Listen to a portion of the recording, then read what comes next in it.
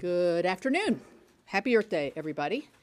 And Senator Barrasso will be joining us shortly. He's going down to vote. And I'm very excited to have my colleagues here with me today to talk about something that's on, I think, a lot of people's minds in terms of our aging infrastructure, our infrastructure, roads and bridges, and other things that we see in our home states that need help. And this is something that Congress has done for many, many years together on a bipartisan basis.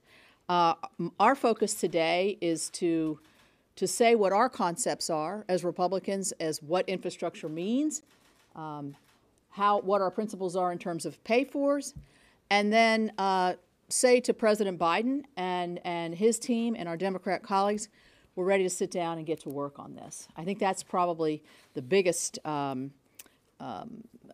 message we want to put forward today is that this is important to us. So let's define infrastructure. You can see here our definition of infrastructure, and we've talked a lot about this. Core infrastructure, physical infrastructure. What do people think of in our states when they think about infrastructure? And so I'll go through them briefly.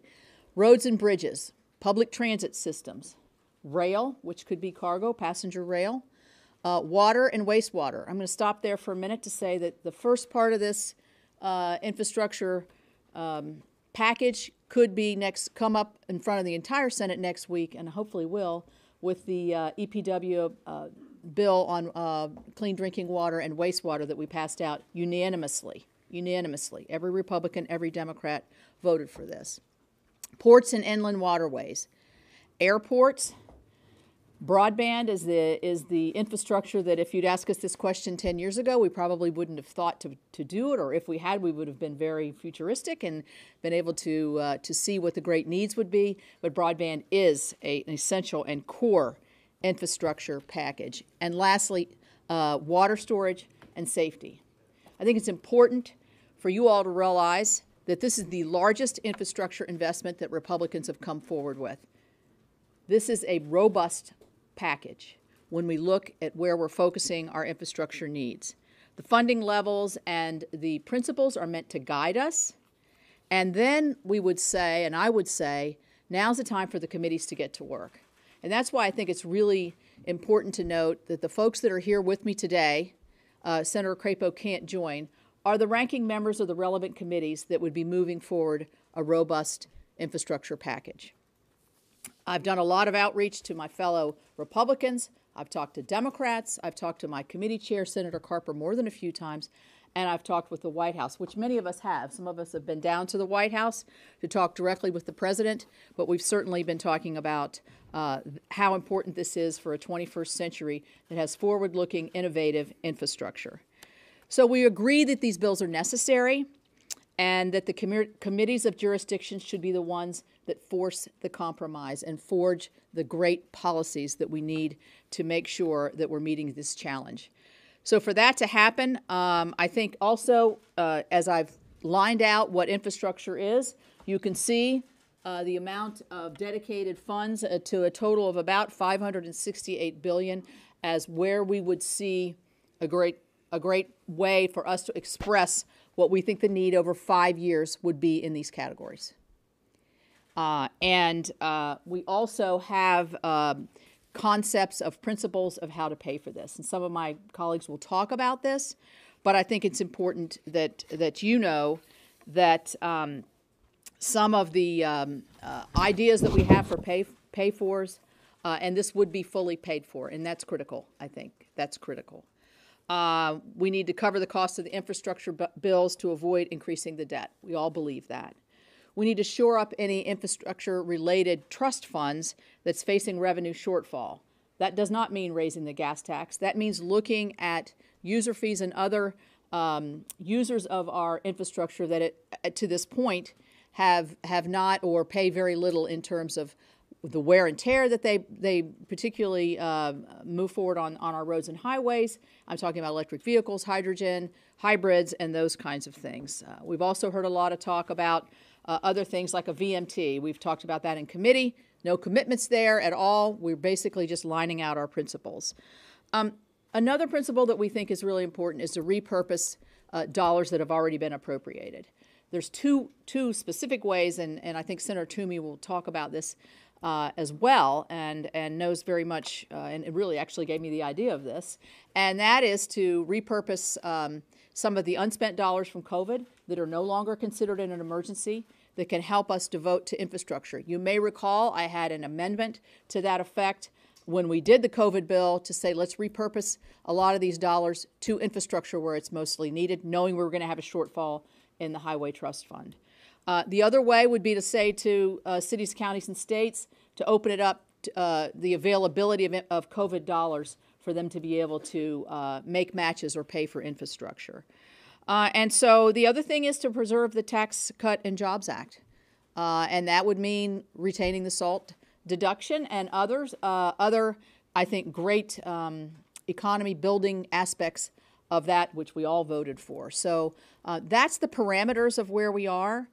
The other thing I would like to add is one of the legs to this stool is permitting. Our permits take too long, they're too costly, they're too complicated, and they end up not just costing time and money, but a lot of people walk away from the projects. And if we're going to really modernize and make sure that we're moving in a direction that we, I think, as Republicans and Democrats want to move, we've got to look at serious permitting reform. And so on that, I'm going to ask Senator Wicker if he would come up. Well, thank you, Senator Capito, and also to Senators Barrasso and Toomey. It's been great to work with all three of these senators on this good faith effort and this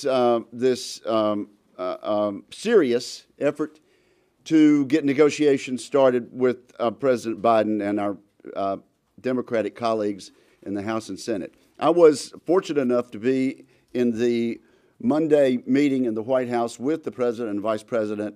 Some 10 days ago, there were other Republicans who met in the Oval Office on Monday of this week.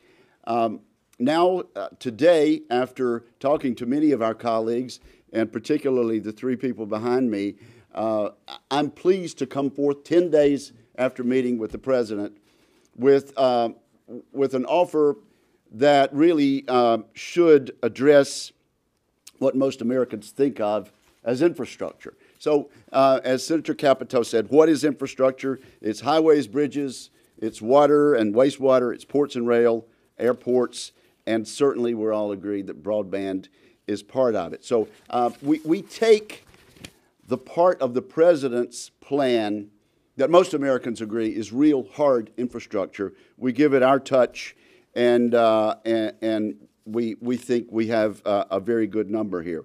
Let me just also point out a couple of things. Congress is accustomed to working on infrastructure in a bipartisan way.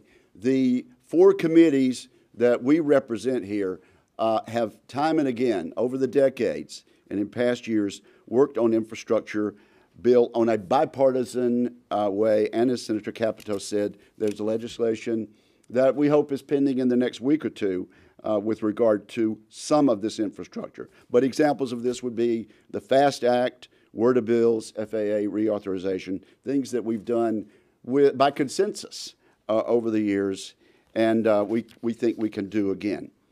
This is a big proposal. $1 billion is a lot of money. $568 billion is a lot of money. Now, when we were doing COVID and the economy was skidding toward a depression, we talked in terms of trillions. But let's not forget that $1 billion is an enormous amount of money, and $568 billion is a very, very generous offer in dealing with infrastructure. It will get us a long way to where we want to go in a 5-year plan.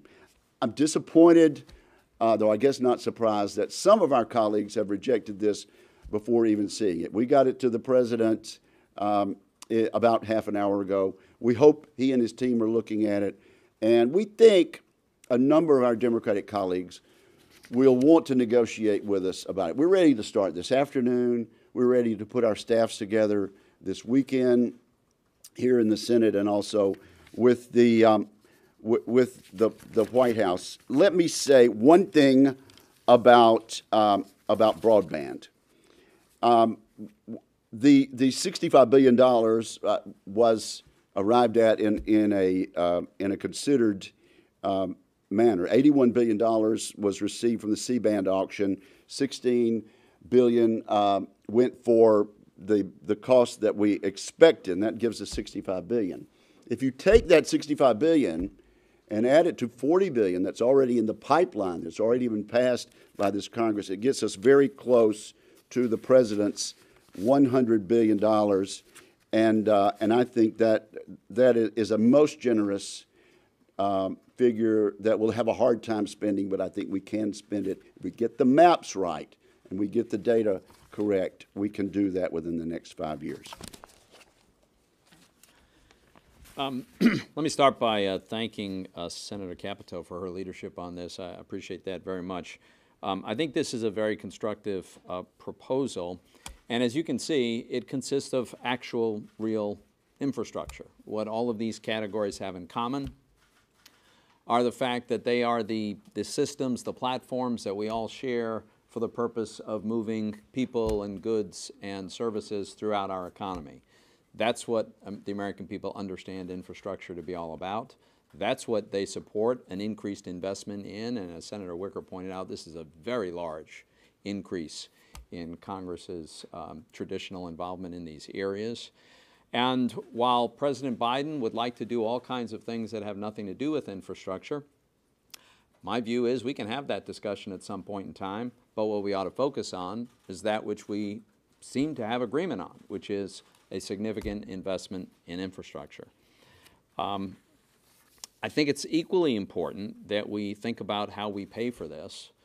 I think there's an idea that unites Republicans and hopefully appeals to many, many Democrats, which is let's do this without taking on still more debt. We've taken on a staggering amount of debt over just the last year. And my view is we should do it without damaging the tax reform that gave us the best economy of my lifetime. Remember, it was just a year ago, just before the pandemic hit, that we literally had the strongest economy of our lifetimes. We had record low unemployment rate, we had strong economic growth, we had rising wages, we had more job openings than there were people looking for jobs, and wages were growing most rapidly for lowest income workers. So we were narrowing the income gap, the wealth gap. At the same time, we were creating tremendous opportunities. That's a really good place to get back to. You don't get back there by ruining the tax reform that helped us get there. So that's what we should not do. Senator Capito touched on some of the ways that we can pay for this. And one of the ways we can do that is in some cases, especially when there's new capacity that we're creating, it's reasonable to ask the people who are going to use that capacity to contribute towards it. So some kind of user fee mechanisms make a lot of sense as a component. But there's also literally hundreds of billions of dollars that's already been approved, it's already been appropriated, but it's unspent, and it's unrelated to COVID. Some of that money can be repurposed. And thirdly, I would suggest that our states and local governments, let's remember, we didn't expect this, but in the end, 2020 was an all-time record year for revenue collected by state and local governments. And in addition to that, we sent them hundreds and hundreds of billions of dollars. Many state and local governments are flush with cash, and asking them to contribute their fair share towards infrastructure makes a lot of sense, and many of them are quite willing to do so. Thank you. Thanks, Matt. Well, first I want to thank the three senators I'm joined with today for their leadership. And we've worked together previously on infrastructure. The four of us have. Last Congress as the chairman of the Environment and Public Works Committee, and Roger being an active member of that committee, and Shelley, we worked on all of these things. And Roger, from the commerce standpoint, as chairman, worked with me. Shelley, you did the transportation component of the subcommittee of the Environment and Public Works Committee, focused on what we believe truly to be infrastructure. So President Biden may define infrastructure differently. I say he ought to be honest with the American people and talk about infrastructure in the way that people see it, which is what you have up here. What is infrastructure? You know, the fact that the Biden proposal has only less than 6% of the money for roads and bridges tells you that his focus isn't really on the kind of infrastructure that the American people think of as infrastructure. We're talking about core infrastructure. And if the president wants to have the debate, as Senator Toomey just said, about green lunchrooms in our schools and cafeteria trays that can be recycled and environmental justice, as he talks about it, and climate justice, we can have that debate. But what we ought to do is make sure we're focusing on the needs of the American people. Now, he puts more money in his proposal for electric vehicles than he does for roads, bridges, ports, airports, and waterways combined. So it's time to say we want to do things that are really in the best interest of the American people, what the American people are asking for, and that's why we're here today with this proposal that was sent to the White House a little earlier today. You know, in the last Congress, we came up with a bipartisan bill in the committee in which most of us serve, the Environment and Public Works Committee. It passed the committee 21-0, and it was the highway bill. We had previously done the water infrastructure, again passed unanimously through the committee and signed into law. So there are ways to do this in a bipartisan way, and I would suggest that that template that we did last Congress, we got 21 out of 21 votes in the Environment and Public Works Committee, including all of us, and Bernie Sanders and every Democrat, ought to be the basis for which we build an infrastructure plan. And when you take a look at that, there was a climate title included.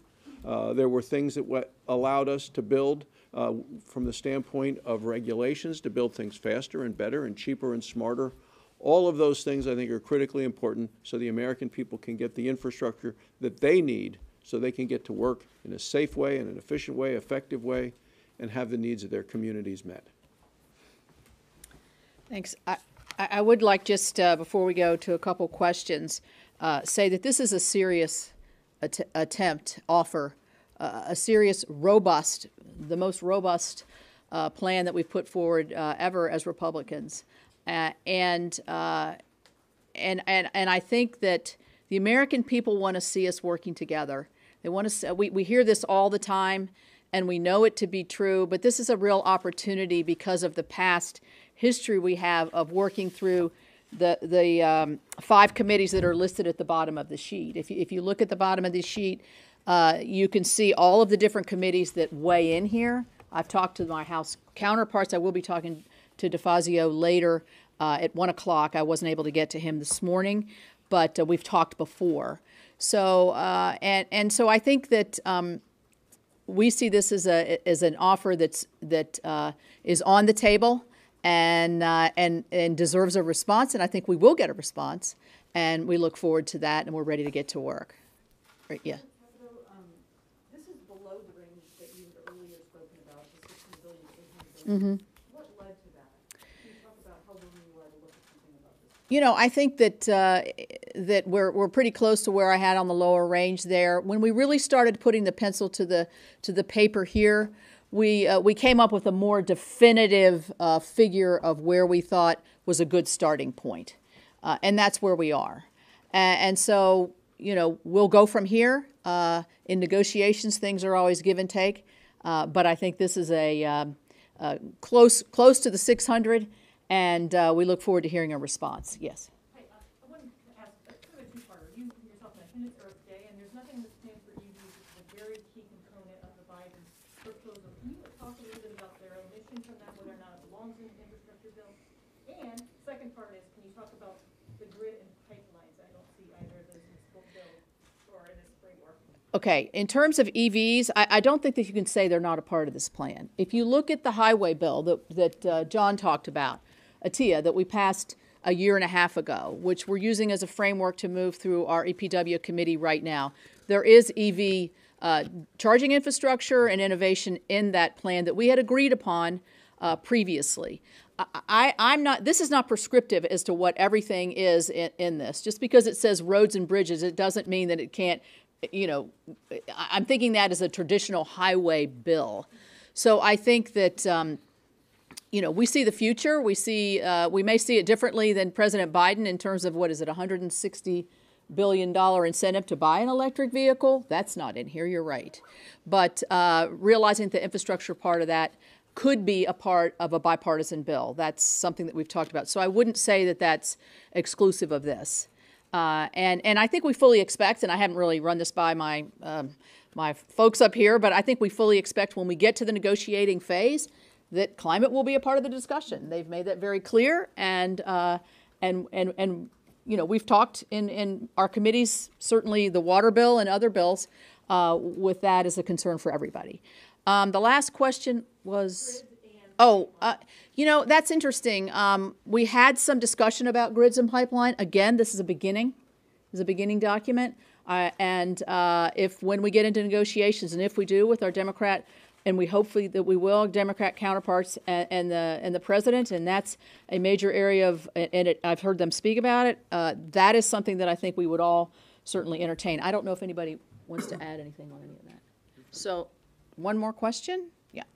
So, a two-parter. How much of this is new money, or is this just repurposing and the usual reauthorization? These figures are what you would consider regular appropriations plus. So it's baseline plus. How much is the plus? I'll have to get back to you on that exact figure. I don't have that right in front of me. I would say there is some confusion when you look at the president's plan and the plan that I saw. When you hear that of $115 billion that he's dedicating to roads, that's in addition. So we're going to have to square the figures for you a little bit better. We're working with the White House on that so you can make a better comparison. Yeah. You're talking about repurposing COVID money. Mm-hmm. When that passed summer, I'm not sure if this is from what we saw passed in last month or what we saw passed in 2020, but there were complaints that some of that money was unnecessary and it wasn't paid for. So how do you square that now, repurposing money that wasn't paid for this plan? Well, I don't know, Pat, if you want to. Well, so the point is not to go out and incur new and additional debt. We incurred the debt to cover those obligations, but we think that they can be put to better use in many cases. Money that is not scheduled to be spent till the distant future, money that had nothing to do with COVID or the economic response. So we think that should be available for this. This is a higher purpose, we think. You know, the other thing I would say on the COVID dollars, when it goes to state and local, we did narrow what state and local could pay for. And my understanding is it was broadband and water projects. So exclusive of that are road projects and bridges projects. And so if our communities and our states can get together and decide that that's a high priority for them, they couldn't use their COVID dollars to match for that right now. We're saying we ought to be able to we ought to be able to do that. So, okay. Thank you all very much. Thanks.